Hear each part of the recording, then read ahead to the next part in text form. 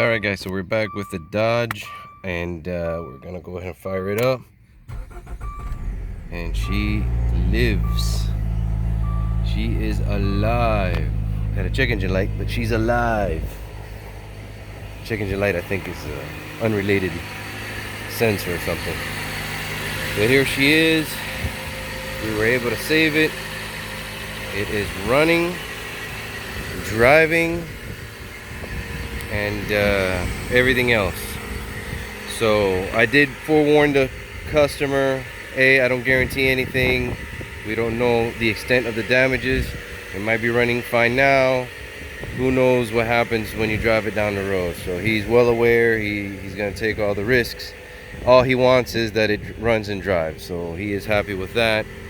I was able to get it started. Like I said, I just got all the water out of the cylinders, dried it up as much as possible, put some new spark plugs in there because they were all wore out, and put a new air filter. It struggled a little bit to start, but once it got running and burned everything out, she was happy. So for now, we don't know the extent. Again, I don't guarantee or warranty anything. I did have to put a starter motor in there because I guess they try to turn it over so much that they burned up the starter motor, but that's another thing I had to do. So, but here she is running. As you can see, you can rev it up and everything. No unusual noises or anything. No ticking, no knocking, no nothing.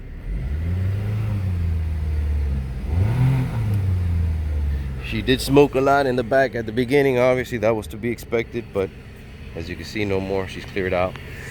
So again, guys, be safe out there. Be careful with all these floods here in South Florida.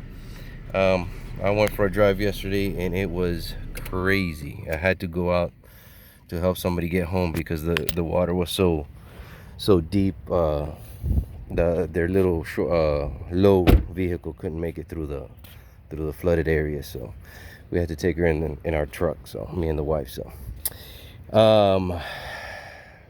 that's it. She's all right for right now. So I hope you guys enjoyed. Please like and subscribe, and we'll catch you in the next video. Ciao.